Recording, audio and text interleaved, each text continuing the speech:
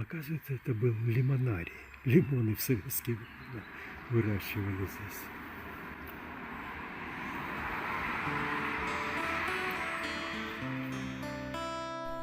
Привет, это Вячи, и сегодня пообщаемся с вами в таком вот закадровом формате.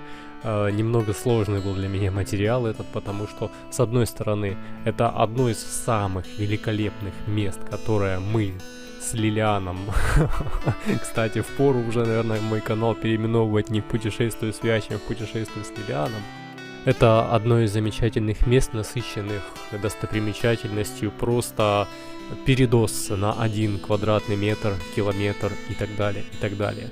А с другой стороны, некоторая сумбурность материала, вот точно так же, как и сумбурность впечатлений, она, в общем, немного портит картину, поэтому, чтобы как-то это упорядочить, вот так немного меняем сегодня формат.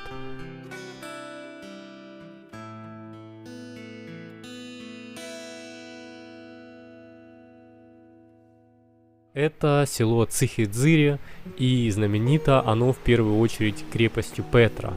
Крепость Петра – исторический и культурный памятник, памятник своей эпохи. Сейчас это сплошные развалины, по которым можно уже по протоптанным тропкам гулять, исследовать эти места, представлять, каково это было где-нибудь там в 13-14 веке с этой высоты, озирать море, следить, не идут ли какие-то вражеские корабли, нет ли опасности там твоему народу. Потом в советское время развалины этой крепости были перестроены в лимонарий.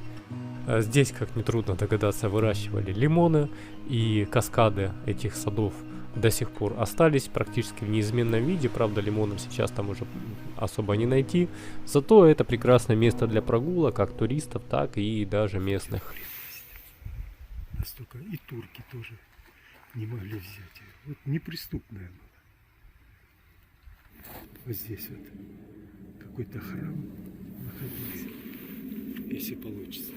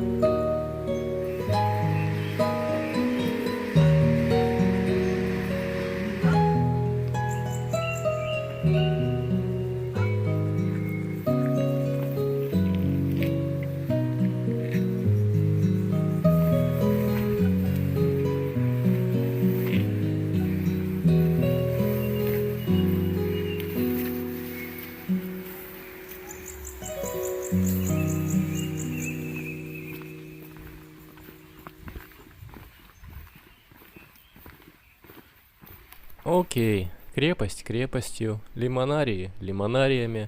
А где же те самые обещанные чудеса и достопримечательности на 1 квадратный метр, километр и так далее? Кто бы мог подумать, но настоящее приключение начинается уже после выхода из крепости, из административного здания, где помимо скучающих гидов также можно найти экспозиции муляжей и настоящие исторические артефакты, добытые здесь. В общем, выходим отсюда и берем левее через парковку. Ну как, вернее, если выходить из самого здания, то это получается правее. И через парковку ищем тропочку вниз. Она вполне заметная, читаемая, промахнуться будет сложно.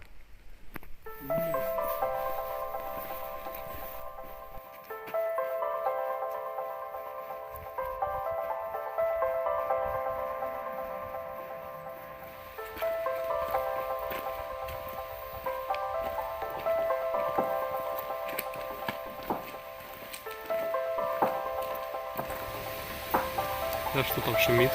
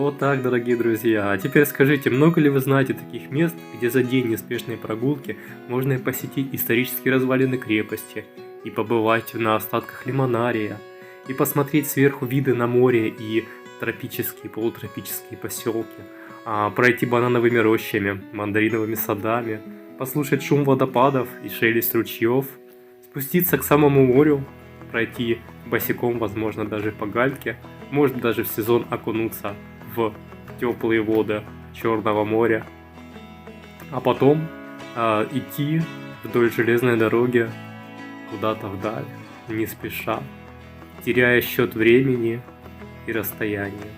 В конце концов прийти к самому поселку Цихидзыря, проникнуться тишиной и умиротворением сельской жизни, а потом ступенька за ступенькой, медленно и не спеша подниматься уже к дороге и в обратный путь. Кстати, этот же маршрут можно проделать и задом наперед, начав его от, собственно, Цихидзыря, от дороги, и не спеша спуститься к морю, к железной дороге, а потом подняться к крепости. Вот такой небольшой ролик получился. Огромное спасибо всем, кто вместе с нами сегодня прошел этот маршрут. И, пожалуйста, оставляйте ваши лайки, делитесь вашими впечатлениями в комментариях, подписывайтесь на канал и всего хорошего. Не забывайте жить реальной жизнью. Пока-пока.